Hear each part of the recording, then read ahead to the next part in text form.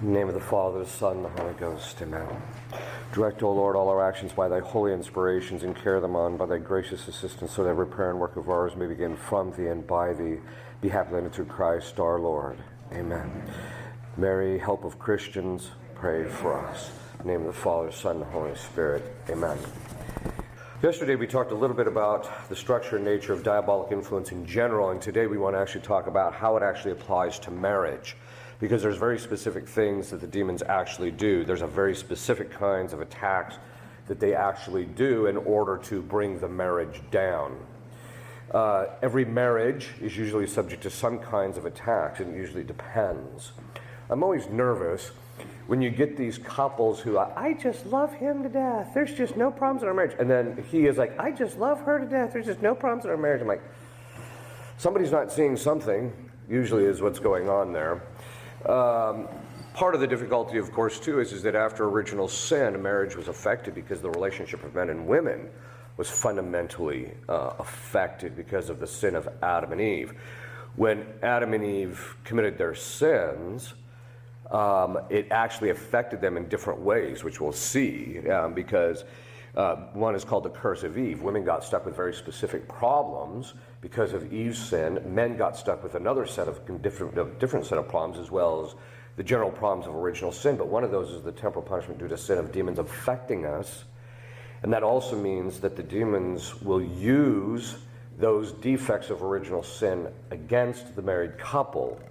And this is something that they have to be aware of. This is one of the reasons why knowledge of the Catholic faith is very important. It's not helpful for people just to be ignorant in general. Okay. So we want to start out first with what the general kind of principles that you need to observe when you're looking at how demons affect marriage. And the first and foremost thing to keep in mind is that the foundation of all division and strife within the marriage is always based on this one principle. And that is the first thing that the demons always do is divide the couple internally, that is in their own minds, by affecting their perceptions of each other. That's always the first thing they do. You can't separate people physically or externally, normally speaking, until you first divide them psychologically from each other. And so the first thing they do is they try and foster a negative attitude towards the spouse, so they're constantly affecting the perceptions. So let me give you an example. Very often, you'll see something similar along these lines. The wife decides she's going to do something for the husband because it's his birthday. Now, he's in bed, and it's till 7 o'clock in the morning, and she goes in because she wants to make him breakfast in bed, and she says to him, when are you getting up? And the reason she's asking this is in order to plan it so that when he's ready to get up, the breakfast is ready. But when he hears her say, when are you getting up, the demon steps in, puts in his mind, which, by the way, has been fostered for years usually. When people first get married, you know, they just, isn't she so wonderful? And then after 5 years, that old battle axe, right? And that's because over the course of time, they've had a narrative experience, but also, so there's legitimate psychological reasons why people can kind of divide, but there's also the demons themselves step in and say, see, she thinks you're lazy. She's wanting to know what time you're getting out of bed because you should be out of bed already. She thinks you should be out of bed and you're lazy. When all she was trying to do is an act of charity. In our community that we're trying to start, we have a general principle, which is any negative thought against any other community members is to be ignored. And if it's something that you think needs to be addressed, you go and you air it out immediately to the other individual in the community. We have found that 95% of the time, the negative judgment was baseless. When that happens, it doesn't happen too often because we kind of know how the structure of this stuff works. We know that the demons will literally put on your minds. Like, one of the things as a superior is that's always floating through my mind, and when I return is, oh, but they didn't get this done or this done or this done, and I show up and it's all done. Right? And what that's a sign of is the fact that they're actually trying to affect your perceptions about it, because that's the first place they have to divide you. So within the marriage, the first way you're going to protect your marriage from demons is not allowing them to affect your perceptions. I'm not saying you be an ostrich and stick your head in the sand about your partner's defects. In fact, one of the things that God does is he makes sure you get hooked up with the person who maximizes the sensitivity to your own defects. right? And the way we see this is I've always had a problem with X, and then I married a husband, and that is his problem. Of course it is. That's exactly why God has them there. In fact, most people don't realize is that your spouse there is primarily there to chisel away at your defects. And it's interesting how God will give people a grace to see the defect of the spouse. And here I'm not even talking about necessarily that it's a jaded perception, because most of the time I think it is.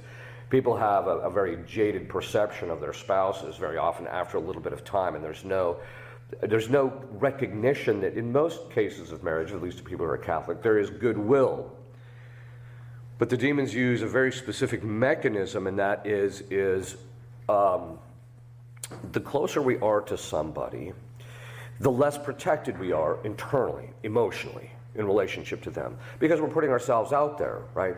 Even the very process of dating, the guy has to go and ask the woman into court, and if that's going to happen, he's kind of sticking his heart out there, he's holding it to her, and he's just waiting to see whether she's going to accept his heart or she's just going to go crunch, right? It's the same thing within marriage. Because to have a normal intimacy within marriage or even within family, you don't put up the wall between the two of you, because the very nature of marriage is to have union, and so that wall has to come down, but that also means you're vulnerable in relationship to the other individual. And so the fact that spouses do things means that it's very easy to get hurt in that process. It's just the structure of it. But that means that most spouses don't have a willingness to suffer, but it also means that they're not looking at it necessarily, they're looking at it from their own emotional hurt point of view, or their own woundedness, rather than what was the spouse really intending. In other words, even in marriage, the relationship you have with the other individual has to be rooted in what is objectively the reality. What did your spouse really want? What you feel, I hate to say this, but what you feel is absolutely and utterly irrelevant. Say that again. The biggest mistake people make today is they take their emotions and they look through their marriage through the prism of their emotions, and all that does is provide the demons with the fodder, because the demons have access to the emotions, and so they can constantly foster that. That means the first thing you have to do in marriage, if you're going to get to any semblance of solid foundation, is you have to put aside how you feel in relationship to the individual to see what is the objective reality. And most of the time, most spouses will admit he didn't mean to hurt me, or she didn't mean to really hurt me in that particular case. And so really, I just have to put that aside regardless of how I feel. But the demons are going to be picking at that. And once the woundedness happens in relationship to the marriage, that pain in relationship to the wounds, the demons will pick and pick and pick and pick at it.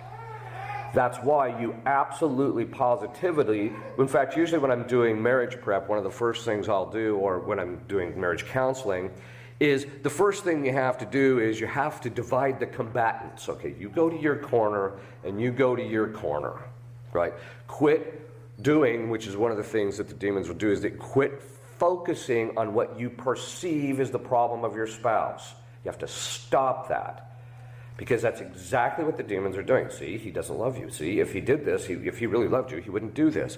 Look at how obnoxious he is that he leaves his socks on the floor, or whatever, right? Rather than looking at it as, hey, it's my opportunity to grow in detachment and lack of self-will and working on my duty and state in life, etc. There's a constant shift in the focus towards focusing on the negative of the spouse, and that's a sign that the demons have got involved. So the first thing you have to do is, okay, you go to the corner, you go to your corner. Second, you have to heal individually before you're going to be able to come together and have a normal marriage, because the demons, again, are going to be using the woundedness. This is one of the reasons why I tell people before, part of the reason for courtship is to determine, A, if the person has sufficient virtue, but that also means that they're not wounded, because a lot of people are very wounded individuals, or they have a very tender heart towards each other, but having a tender heart is a good thing. Our Lord and Our Lady had the most tender of all hearts. But if you don't have that perfection that they had, which is that ability to suffer well, then you're not going to be willing to be vulnerable in relationship to your spouse. And as a result of that, the wall is going to come up and the division is going to be there, and the demons are going to start building the wall block by block by constantly putting stuff in your head about your spouse. They're going to constantly be working on that. That particular aspect, and we're going to talk about what those individual blocks and bricks are, because there's specific things they're going to use against them, and a lot of it is based on just gross ignorance of the Catholic faith in relationship to the obligations of the spouse, etc. There's also a very common, so that's one of the things that demons are going to do, is constantly, by affecting your perception of them, they're going to try and get you hyper-focused on the injustice that occurs in relationship to the other spouse, when half the time it's in your head. I hate to say that, but most of the time the spouse is, he said X. Well, X is true. Yeah, but it hurt my feelings. And your point is? The point is that you have to be willing to put your emotions aside and focus on that, because if you don't, the demons are going to use that against you. One of the other things is that demons will do, and these are just kind of general things first before we get to the specifics, demons will very often make sure that one of the spouse is a slacker, usually in the area of the spiritual life. They'll always try and make one of them tepid, while the other one is really trying to advance in spiritual life. They'll really drive one of the spouses in order to be tepid spiritually and not have an interest in the spiritual life, in order to bring the other spouse, who is actually interested in the spiritual life, down. The number of spouses that actually both are actively on the same level, striving for, and the same level of desire to strive for sanctified perfection, is extraordinarily rare. And I'll admit, it's usually the guys that are the slackers in the spiritual life. That's usually where you tend to see it. And that's because of the fact that they get them focused on other things, their duties of their state in life or what have you. And that's why they get their focus. As I mentioned yesterday, there's a general principle among the demons: anything but God. Anything but God. It doesn't matter what it is, as long as it's not God. And even if it's your duties of state in life, even if it's doing the right thing by your spouse, as long as they get you hyper-focused on that and you're not doing it for God's sake or keeping God at the forefront, they've won. And so this is one of the reasons why you have to constantly be practicing recollection, even within the home. One of the things that demons will do within the home is just fill it with noise and bustling, unnecessary activity. If it's necessary, it's another matter, especially when you've got a big family. People very often go over to people's family and say, "Father, sorry this is such a mess, and sorry it's so much chaotic." And I said, I grew up in a big family. I know what chaos is. So, in fact, I recently heard recordings that were made of me when I was 7 or 8 years old. And when I read that, listened to it, I'm like, man, I can't believe how obnoxious I was. All right. But the point being is that they're going to try and proliferate everything that distracts the family from God and from the spouses from focusing on God. Okay. But this means that if your spouse is a slacker, that just means that you have to be willing to do your part in order to help the person come up to speed, not beat them over the head. The first thing, again, part of what the demons are trying to do is replicate hell in this world. That's their goal. That's what they're trying to do. And part of that comes by having the kinds of relationships that they have with each other, which is what? They just beat on each other all the time. There's no capacity to love, or even when they help each other out, it's only for their own self-interest. And so even when they're done, they're like there's a certain demographic in our culture. It doesn't matter what good things you do to you, they never thank you, right? Well, it's the same thing that you'll see here, and that's one of the things we're trying to do within marriage. Our Lady said at Quito that the Freemasons, which by the way is a thoroughly diabolic institution, thoroughly from the bottom to the top. Now, I'm not suggesting that the people at the bottom actually are Satanists, but when you get to the top, there's a shift that's actually happening culturally. Historically, it was Luciferian, which is different from Satanic. Luciferian is you become your own god. Or that's generally what the Freemasons were at the top levels. But now what's happening is there's a slow shift that's actually occurring among the Freemasons, where it's actually becoming satanic, openly satanic at the top. Okay. But they said they were going to, Our Lady said at Quito, they were going to attack marriage during the time we're living in. And they've done a phenomenal job with divorce, etc., and everything that they're doing. Most people don't know this, but the ones who started the swing culture in this country were actually the Freemasons. The ones that are backing all of the gay marriage and stuff like that are the Freemasons, in addition to other people. But they're the ones pushing for this because they're trying to destroy marriage. It just means that they're the instrument. It's the demons who are really after the destruction of marriage. Why? Because marriage is the foundation of culture. If you can destroy marriage, you can destroy the culture. If you can destroy the relationship that the husband and the wife have together, you will destroy the moral and spiritual formation of the children. So they understand the structure better than we do, and they know exactly where to attack it. So we want to go into the various areas that they actually attack marriage. So that's what we're going to do. You can keep track of your questions. At the end of the third conference, we'll have about 40 minutes for people to ask questions. Okay. The first is that the demons are actually attacking the very definition of marriage. The very definition of marriage. Marriage is defined as a solemn contract, not a covenant. I'm going to talk about that in a minute. It's a solemn contract in which a man and a woman, not Adam and Steve, it was Adam and Eve, confer bodily rights for the sake of having children. That's the formal ecclesiastical definition of marriage. A solemn contract in which a man and a woman confer bodily rights. What's happened in relationship to the discussion of a contract, it's a solemn contract because it's solemnized in front of, it's public, at a church, in front of a public minister of the church. So that's what makes it solemn. It's a contract because there's a conferral of bodily rights. Can it be called a covenant? Yes and no. It depends on what you mean by that. A covenant, if you look up a covenant in the traditional dictionaries, not the stuff that's happened after Vatican II, but the traditional dictionaries, they simply define covenant as a solemn contract. It's an actual contract. Why is it important? Because after Vatican II, there was a shift in looking at marriage from the point of view of everything other than the obligations of justice within the marriage. And so now you have this problem, it was a very subtle things that the demons did to get people focused on all the ancillary things other than what justice actually requires. It's a contract. It's no different from if I'm contracting somebody to mow my lawn, although there's a little bit of difference, obviously. But there is an actual agreement. You do X, I do Y. And it's a solemn contract. So can you call it a covenant? Yes, if by covenant you understand a solemn contract, and a covenant can actually add certain dimension to it, which is a perfectly legitimate theological discussion, as long as it's understood that the foundational aspect of it is an actual contract. There's a slow beginning discussions among some of the theologians of, we need to really discuss this contractual issue again because there's other issues that are rising. Okay. So this contract means that they have bodily rights over each other. It is a legal, that is a natural law contract, which binds the two parties gravely, which means if you fail to fulfill certain parts of the contract, you commit mortal sin. It's that simple. And this is why the demons are working on it.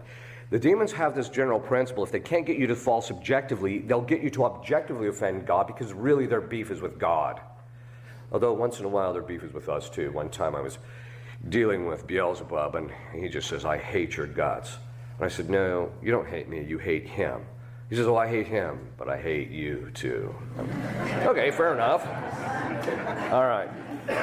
So, but the point is that they'll try and get people to objectively offend God by doing these things when they don't know. Okay. So it's a legal contract. The foundation is a natural law structure, institution that God established through the natural law with a sacrament layered on top of it. That's the nature of marriage. The tradition is absolutely clear that one must render the marital debt, that is, if one of the spouses reasonably asks for the conjugal act, it must be rendered, if it's reasonable, it must be rendered, otherwise it's mortally sinful to deny that request. So if you look at Prumer, who was kind of a moralist before, he was one of the best moralists before Vatican II, but you can find it in pretty much any moralist, he says, as often as the other spouse reasonably and seriously seeks the conjugal debt, sometimes called the marital debt, the other spouse is held out of justice to render it, and indeed under the pain of mortal sin. This has been the teaching of the church from the beginning until now. This is one of the reasons why St. Paul says, be subject to one another. Now, in another place he says, wives, be subject to your husbands, which we'll talk about in a little bit. But they have to be subject to each other. The demons suggest to people various things which make them think they have sufficient reason to deny the marital debt. You know, he's not being romantic, therefore you can deny the marital debt. Or they tend to think that rendering the marital debt after marriage is something that's voluntary. Well, in a certain sense it is, because you have to choose to actually fulfill your obligations. But it's not voluntary in the sense that after you're married, that somehow or another it's at your discretion when you pass out this goodie, so to speak. So that in point in fact, you'll hear the phrase gift of self. Now, that phrase can actually have a legitimate meaning. Gift means it's gratuitous, that you don't have to give it, which means it's only true on the day of your marriage. That's the day when the gift of self occurs. After that, it's no longer a gift, it's an obligation. And the demons have subtly pushed this idea that, well, since it's a gift, I can just say whenever I want to and when I don't. And it has to be surrounded with all this romance and food and, you know, a nice dinner and all these things, etc. Rather than, look, if the legitimate request is that you have to render it, or she. Because it's, by the way, it's going both ways. As the younger generation comes up, I'm a bit shocked at the fact that the guys are the ones denying the marital debt. It's kind of odd, frankly. In fact, you got to wonder, what kind of man is that? All right. Because most men, it's the opposite, right? The wife has to say, knock it off, right? Okay. After that, so after the marriage, it's no longer gratuitous. It's an obligation. Rather, now it's a matter of justice. So the demons will do several things in relationship to the marital debt. One, they'll get one of the spouses to ask for it too frequently, so that it overburdens and taxes the other spouse, or becomes difficult. Or they'll suggest to you that you don't have to enter the conjugal act unless romance is present, as I mentioned. Or, as St. Augustine says, it was actually a remedy for lust. So that they say, well, you shouldn't do it for that purpose. Part of it has to do with romance. Now, romance, human beings are the only beings that exist that have romance. You don't see rabbits walking up to a woman, you have such beautiful eyes, would you please come up, you know, your fur is so soft, I love your fur. They don't do that. And angels don't have it either because they don't propagate. Human beings are the only ones. But romance, by its nature, is ordered towards the conjugal union. It doesn't mean that every time you engage in romance you have to do that. But that's what it's ordered towards, and this is one of the reasons why in the beginning stages of courtship there's certain things about romance that have to be denied the couple, at least initially, until they get closer, until they're married. But the romance is an important thing, but it's secondary. I'm not suggesting that you shouldn't have romance in your marriage. You should. In fact, the demons will try and kill it. Why? The first commandment that God gave to Adam and Eve after the fall was go and be fruitful and multiply. That is the first thing that demons attack, is the fruitfulness within the marriage. This is what's happened. This is one of the reasons why they're working so hard to make sure that people are on contraception before, during, and after marriage. This is also one of the reasons why they're having people use NFP without a sufficient cause. Today we've got this silly thing floating around. People say, because the Vatican, the popes, 3 times have said you have to have a serious cause to use NFP to avoid having children. Serious. So now you've got these people saying, well, serious just means that it's not light, and therefore it's not grave, though. It's not like mortal sin. Yeah, it actually is. In fact, if you look up the word serious in a Latin dictionary, it actually says grave. And that's how the church has always understood it, but now they're trying to shift it because NFP has become the 8th sacrament. But don't get me wrong, I'm not against NFP, especially when people are trying to use it to get, when they're trying to conceive, but when they're trying to avoid it when there's sufficiently grave cause. And the popes have laid out what the grave causes are. Right? So this isn't rocket science, but the demons have been playing with this because why? They're trying to get people to deny the marital debt in relationship to other, even though the people don't know, it still gravely offends God. So, then this means that they have bodily rights over each other. The marital debt, so there's two kinds of bodily rights. They used to call them bed and board. The bed we just got done talking about. Those are rights. You have a right to it. So if you ask your spouse, unless there's a sufficient reason, grave cause, which can be, if the husband says you're standing on a bus and the husband says, let's do it right here, right now. Yeah, sorry. Right, okay. On the other hand, a headache doesn't suffice. Sorry, I got a headache, can't do it. Now, it's one thing if it's a migraine and you're incapacitated. It's another thing if you're just using that as an excuse or what have you, or you have it and you're just like, I don't feel like it. Well, that's not the issue.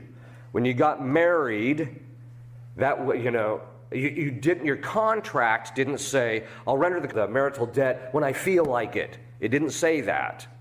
Okay, but the demons are going to work on that because why? They want to weaponize sex. They want to weaponize it. They want one of the spouses to get to the point where they're using it to control, manipulate, or hurt the other spouse.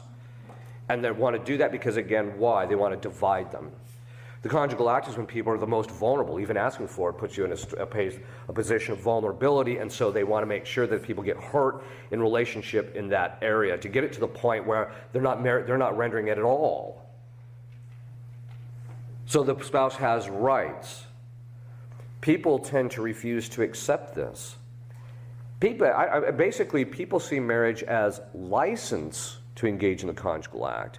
They don't see it as the obligation to enter into it when the reasonable request is made. They don't see that side of it. And they don't want to accept it. You say this publicly. I've had people just outright reject it. Demons will cause each other to wound each other and then use the wounds to give excuse not to render the marital debt. That's usually what ends up happening.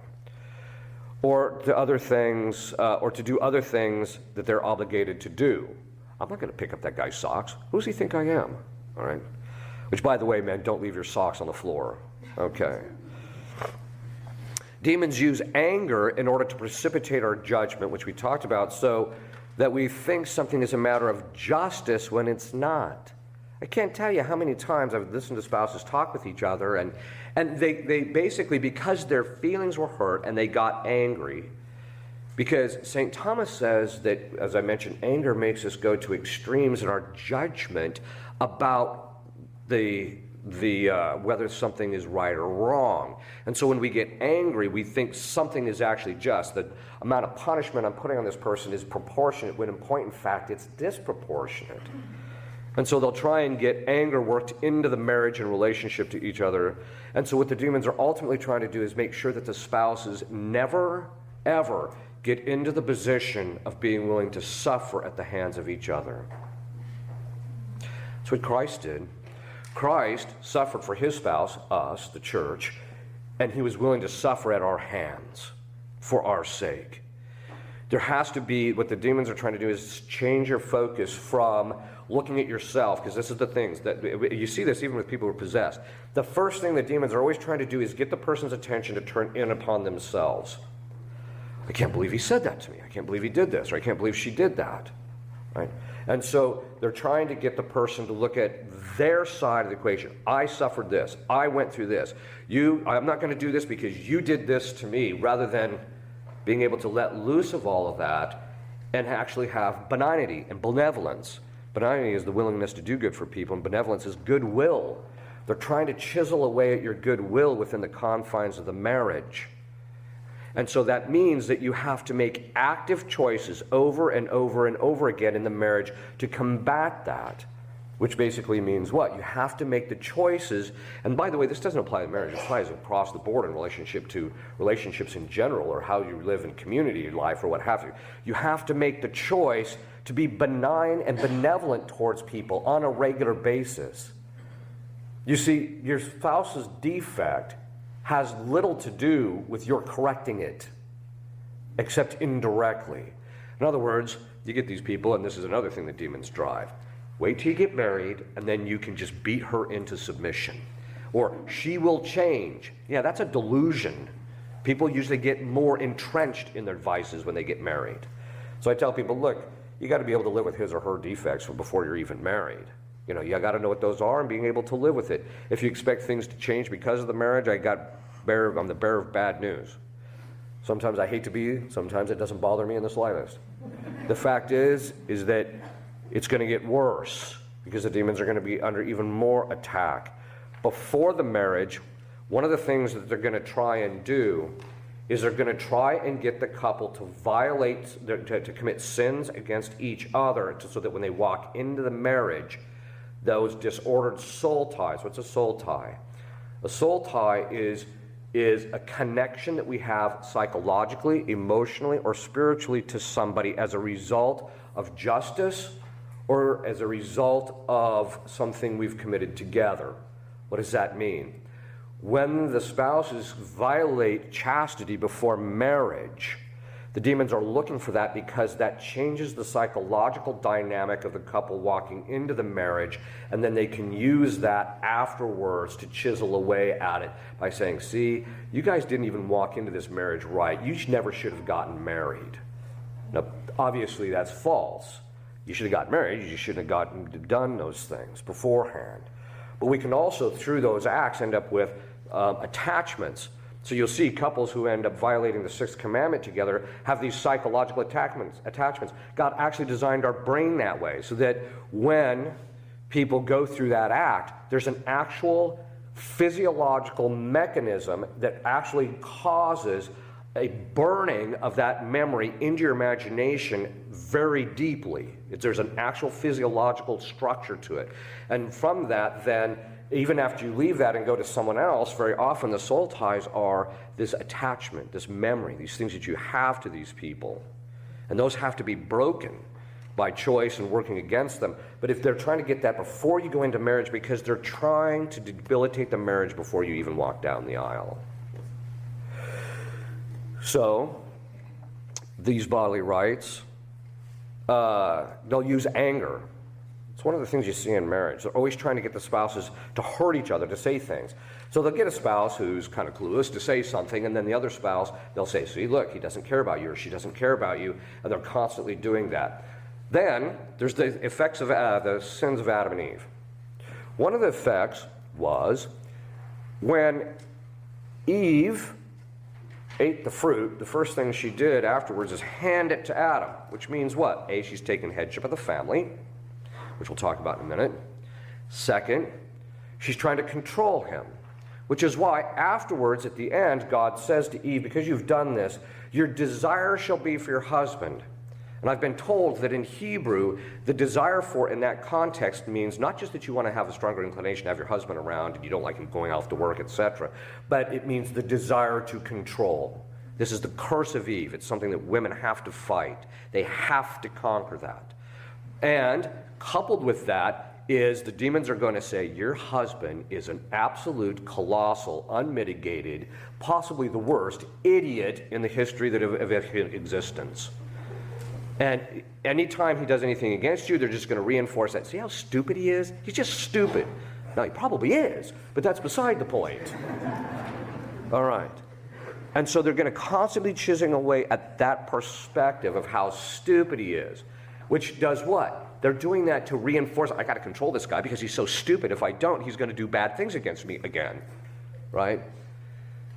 Then what does he do to Adam? So Adam does what? Because, it actually says it in Scripture, because you listened to your wife, which means what? You listen to her, now you're going to listen to her, all right? She's going to try and control you, rant and rave, etc. And so what is Adam's curse? One of the parts of Adam's curse, because there's several parts to it, same with Eve's, is the more she tries to control him, the less he wants to be around her. So he grows cold. And that basically means what? That the colder he grows, the more she's going to try and control him because she's got this inclination to desire her husband. And so as it goes on, it just gets more and more and more entrenched. And before it's over with, it's an absolute matriarchy with the guy being effeminate and just trying to hide most of the time, going to his man cave. That's usually the structure of marriage if people aren't careful. And the demons will use that curse of Adam and Eve against them to constantly chisel away at them to divide them. And so what you have to do is you have to realize this is the structure of it. This is what we're fighting against. And this is, again, goes back to you have to clear your mind and not, if you know your spouse is of goodwill, then you just have to realize either they don't see what they're doing or they're not perfect. This is one of the things that people think that, they walk into and this is going to be so wonderful. We're going to talk about that later. Marriage is actually a call to sacrifice. And there's actually a structure to that sacrifice. Okay. So the bed and board obligations, because it's a conferral body of right, again, this is not my teaching. This is what the church and the moralists and the saints have taught forever. It's just that it collapsed after Vatican II because people stopped talking about it. According to the moralists, because the wife is a helper, not a slave, but a helper to the husband, it's his obligation and his responsibility to tend or to oversee every single aspect of the household and everything. Now, I'm not suggesting that the husband tells his wife where to put the pots and pans, because if he does, I'm wondering to myself, what kind of guy does that, right? I mean, it just means there's some effeminacy. He's got control issues. But what it means is that what is the husband's job? His job is to raise the children, to work, to provide for that on a material level, and so as a result of that, the wife, so that he can go off and work, has to stay home and take care of the children. There's discovering this even psychologically. There's books coming out right and left. It's hard to keep up with them, in fact.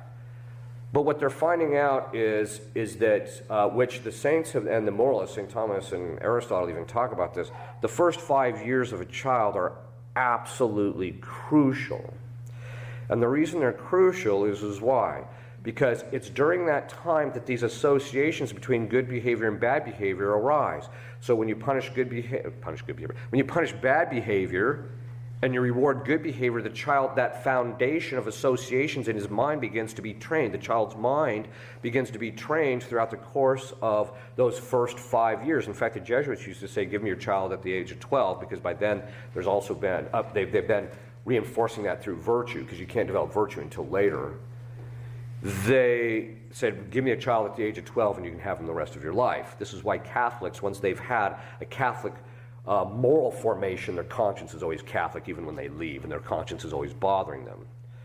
But what they've discovered is that association of right and wrong has to occur between the ages of, from the time, about 10 months or so until about 5 to 6, depending on when the child comes of reason. They also know that it's the empathy and the emotional empathy of the mother that is the guiding force in that process of directing the good and the bad in the mind of the child. This is why the children, what they've discovered is that children who end up in daycare, they don't get the empathy of the mother. There's not the reinforcement of what's right and wrong. It's a battlefield, because basically they're getting brutalized because there's 30 of them and there's one woman trying to keep them all under control. And so the kid never develops that ability to associate the good and the bad based upon how the mother empathizes or doesn't empathize with the child. So what they're finding out is that this drastic rise in what they call disaffective disorder, which is the inability of people to emotionally connect, is in large part connected to daycare. A psychologist, this is one of the reasons too, the demons know that structure. They've known it forever because they know human nature. And so one of the first things they're always trying to do is get the parents separated, the child separated from the parents, right? This is one of the reasons why communism is so diabolic, because they think it's the state's place to raise their children. Sorry, it's not the state's place. The state only has a right to step in when there's grave violation of the spiritual or physical health of the child. Outside of that, they have no rights whatsoever. But communism thinks that the state has all the rights. Okay. So the other thing is, we just saw yesterday some kid goes in and mows down. I'd be curious to see if the statistic bears out. They know that 80% of these kids are on psychotropic drugs. They're mowing everybody down. But the other thing is that a psychologist who's a friend of mine did research. Again, this is not a scientific conclusion, but it is kind of telling. She said she was wondering why these guys are going in and mowing people down in schools, which, by the way, it's usually men rather than girls. I mean, you don't see some girl walking in and mowing people down, and I think there's a reason for that, because I think masculinity is under full-blown attack, and the reason it's under full-blown attack is because the demons absolutely hate the father figure, because they hate God the Father with a complete passion, because he was the one who determined the tasks and they rejected it, okay? But that all being said, what she discovered is that the only thing these kids ultimately had in common, at least to the sampling that she did, was that they all had been at daycare. So this is one of the things that demons are trying to do, is get them separated. This is why the church has always said that the husband actually has a right to the wife to stay home and take care of the children. The wife has a right to stay home and to be provided for. And this is something, because there's a generation coming up right now, you hear these guys saying this, well, if we can't make the ends meet, you're going to go out and get a job. Excuse me, my father worked 3 jobs so that my mother could stay at home, and if you're going to be a man like him, because I think my father is one of the most masculine men I've met, you're going to have to come up to speed here. Right? And it's just effeminacy, some guy welching on his responsibility. Okay. So he has a right for them to stay home. The children have a right. Pope John Paul II, Pope Benedict, and Pope Francis have all said that the children have a right to be raised by their parents. A right. And it's a grave right because of the fact that it has a grave impact. And so it's important that we recognize this, because why? The demons are going to chisel away at that. They're going to try and get the focus on other things. Usually, they're going to try and get it to the point where they say, you know, really, your child needs a Harvard education, right? No, he doesn't. You have no obligation to get your kid through college. Your obligation is to get them to the age of 18 and the stage, at a state in which they have sufficient virtue and sufficient education in order to navigate the world. You're not obligated to send them through college. Is it a good thing to want to send them through college? Yeah, but you cannot commit grave sin by neglecting your children and putting them in daycare in order to do that later. Okay. Another thing that demons will do is try and tempt people to avarice and worldliness to obtain things. You know, the wife should go out home so she can get that extra car. We really want a bigger house. You need to go out and do that. Also, they'll constantly foster this expectation of having a standard of living that is unreasonable. They will incite people to have debt that is they're not capable of paying it off, right?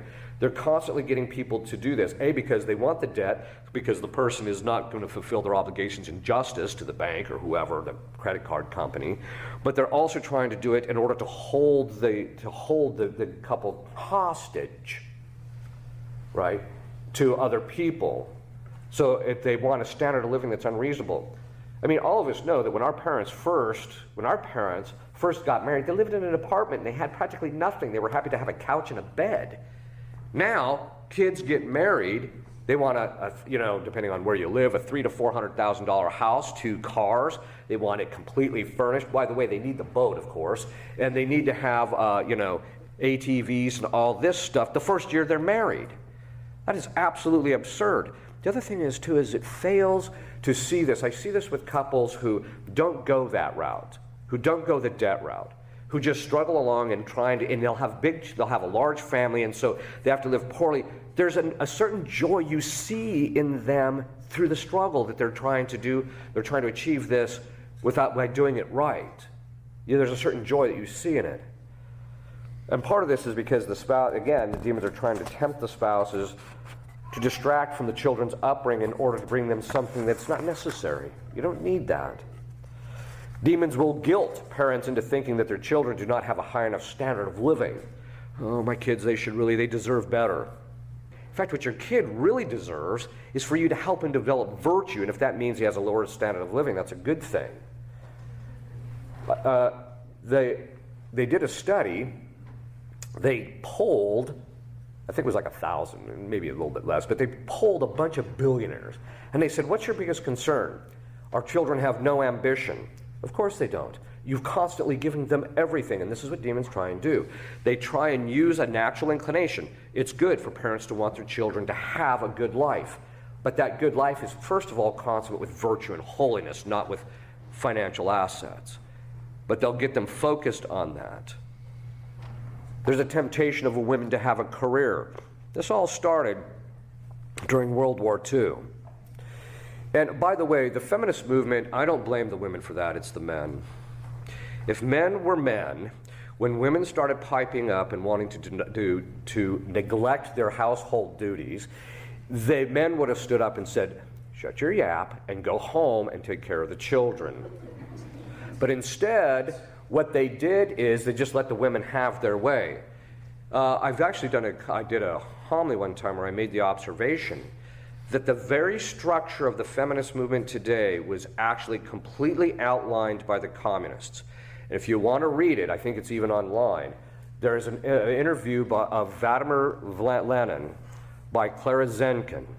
And when you read that, it sounds exactly like all the tripe you hear from the feminist movement. Now, don't get me wrong, I think that guys have treated women poorly throughout history. I agree. But the solution isn't for women to go off on their own and to have this equality with their husbands. St. Thomas, and this is the thing that demons are always trying to do, is get us distracted with this life. St. Thomas says women are in 3 states. The first state is a state of subordination. So when Eve was created, she was created by the natural law to be under Adam as his helper. But he says the hallmark of that state is that Adam loved her, took care of her, was solicitous of her, etc. Then after the fall, she entered into a state of subjection. And he said the hallmark of that is Adam doesn't take care of her. He's not solicitous of her, etc. But she's still under him because of the natural law. And he says, whereas in heaven, women are neither in a state of subordination or subjection, because some women rule in heaven. Obviously, that's the case. We have Our Lady, right? And a variety of saints. So I tell women, look, in this life, don't try and control your husband. Don't try and be the head of the household. Don't try and wear the pants in the family. Subordinate yourself to your husband in a rightly ordered way according to virtue, and in that process you'll become holier to him, so then when you're in heaven you can boss him around for all eternity. Don't go for the short-term payout. All right. But the demons are constantly getting that focused. Look, Adam doesn't like the curse he's under. Eve doesn't like the curse they're under, and so there's that tension of they have to really actively fight that. There's also, during World War II, women actually went to work and they liked the money. They liked the self-sufficiency that it gave them. It's a difficult thing for women to have to ask their husband for money or to be dependent upon him, but that's her state to God. But if the husband is rightly ordered, he will be free with that. Guys will say to me all the time, and this is something that the demons constantly foster, all she does is spend money. Excuse me. What is she supposed to do? Who's buying the groceries? Who's fitting the house? Who's buying the diapers? Excuse me, but that's her job, is to spend the money, but moderately, right? So she has to, guys when they go into a grocery store, or to any other store, unless there's certain kind of stores, like when I go to a used bookstore, I can blow a lot of time there. But usually, guys go into a store, let's get the thing and get out, right? Whereas women they'll pick the product, they'll look at it, they'll put it down, they'll look at the next one, right? The reason being is because it's right in Genesis. In Genesis, she looked at the fruit and saw that it was pleasing to the sight. She just likes looking at the thing, right? Okay, now, God gave that to women, though, because why? If you're going to do shopping properly, you got to take the right time. How many times have guys here gone to the store, bought something, and realized later it wasn't even what they were supposed to buy? Right? Okay, guys aren't raising their hand because they're too ashamed to admit it. All right. Reminds me of the joke of Fulton Sheen. I don't know if you've heard this one, but one time when Fulton Sheen was first ordained, the pastor was up there giving the homily about how women are the head of the household. And finally, at a certain point, the pastor says, if there's any man here who can honestly say he's the head of his household, let him stand up. Well, nobody stands up for a little while. Finally, some guy all the way in the back stands up holding his hat. Right? So the pastor says, oh, so you're the head of your household, huh? The guy says, no, my wife told me to stand up. All right. Now, the one thing that women are going to fight, and demons are going to really use that, and this is why what's very sad, the feminist movement is sad. Because women are unhappy. Whenever we give in to the curse, whenever Adam becomes effeminate, or it becomes irresponsible. That is, when a man is not, he's not willing to physically or psychologically or emotionally sacrifice for his wife, and he's not willing to take responsibility, there's a chink in his armor, and he's not satisfied with himself. This is why the millennial men are miserable, because they've been emasculated. But the women, on the other hand, if she tries to control her husband or seeks that self-sufficiently independent, she's miserable. I have never met a woman who works, and this is why demons drive this. They want to make us miserable. I've never met a woman who works full-time when she doesn't need to, who's happy. She might be emotionally satisfied with her career, but she's not at peace, because it's contrary to what God designed her for. So Satan will tempt women towards that self-sufficiency. And that's why, because that's what he did with Eve. It's ambition. He said, you're not going to die. Instead, you're going to be like the gods. He was tempting her to take on and to become self-sufficient herself, independent of Adam. Okay. In Prumer, we read, the wife owes, that's part of the debt, to have attentive, actually the term in Latin is painstaking, care of the education of children. Children have a grave right because it has a grave impact on them. And in domestic matters as her condition demands. The wife sins if she neglects the domestic matters exceedingly, indulging in desires and pleasures. Equally, she sins if she exceedingly indulges in soft living and thus exasperates, actually the Latin term is irritates, her husband. Okay. So what does this mean? If she neglects her duties, she sins. And the degree of the sin is based upon the nature of the neglect. If it's grave neglect, then it's a serious problem. Putting the child in a daycare for 8 hours a day in order to carry on a job which is not absolutely necessary, there's not a grave cause for that. I mean, it's one thing if it's necessary, you're going to lose your house and home, etc. On the other hand, they should not enter into marriage. One of the things I tell people is this. The two of you are working now. After you get married, as long as she can take care of the domestic duties, she can work, providing her husband says okay, and she can work, but once the children come, she's got to stay at home. But in the meantime, once you get married, you stop living off both salaries. You live only on the husband's salary, period. Okay. Because the demons are constantly trying to drive people to set up a situation where they get overextended financially so that both have to work. Marriage is for the sake of children. This means that if one enters marriage without being ready to have children, you see this all the time. Oh, we want to get married, but we're not ready to have children. Well, then you're not ready to get married. The very nature of marriage is ordered towards children. And so this is something which people tend to think that, oh, well, we'll just use NFP for the first couple of years, and then once we kind of get comfortable around each other and we're settled a little bit more, and we get to a certain place financially, we'll have children. Well, then you're not ready to get married at all yet. And part of this is just an immaturity on people's parts. You're just not mature. One time, this one woman, it was kind of funny. She started courting this one guy, and so I started referring, she just liked this guy first.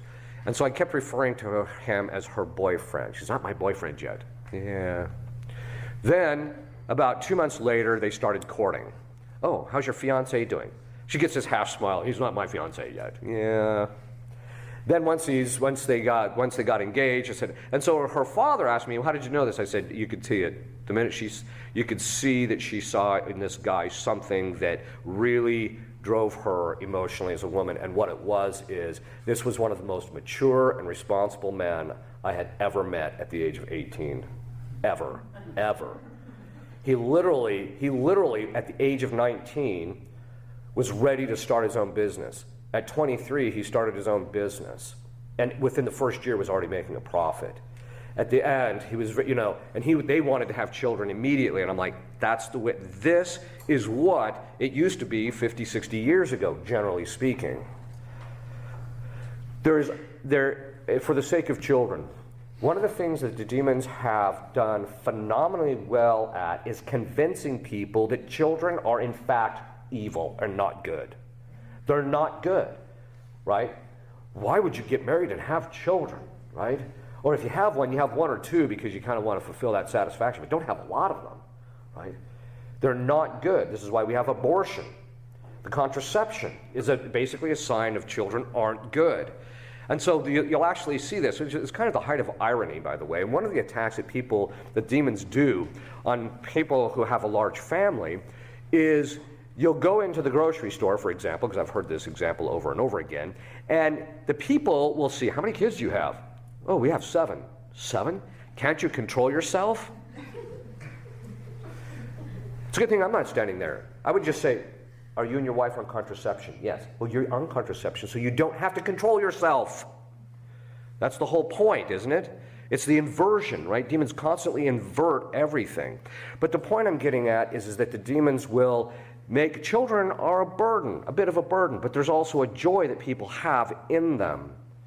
And that means that if parents are willing to sacrifice for their children, that's where the whole selfishness thing comes in.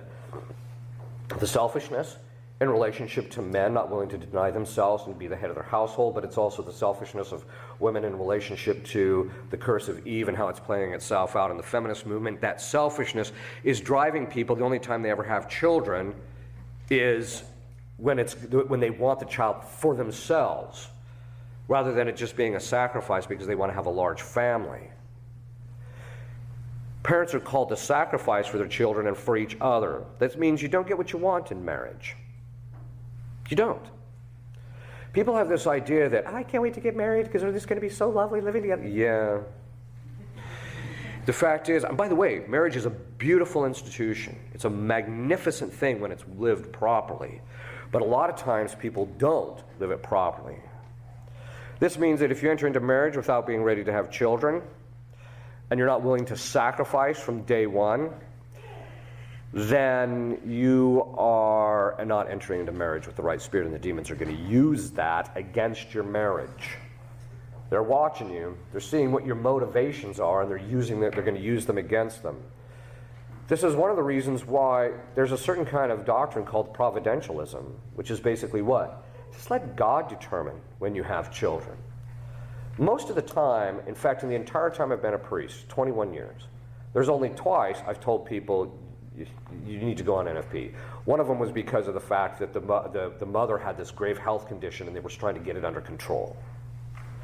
The other one was the woman was literally ready to put in a rubber room. That's why Pius XI mentions for grave psychological causes they can use NFP. She was literally, they had 6 kids in 6 years and she was like losing her mind.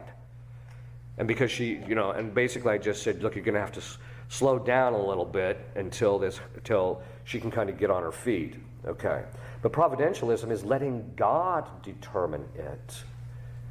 The demons, because God said, go forth, be fruitful and multiply. Why do the demons attack that? One, because every child is in the image of God, which they hate.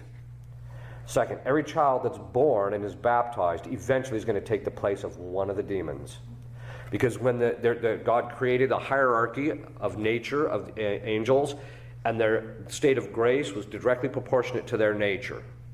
And when they fell, they left gaps in that, and so the theological speculation is, that God created man to fill that gap.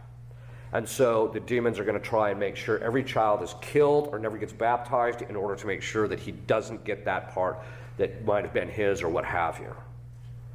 And so this is one of the reasons why demons are constantly attacking the fruitfulness of the marriage. The fruitfulness of the marriage. It's their first attack. And how do they attack the fruitfulness? By dividing the couple psychologically.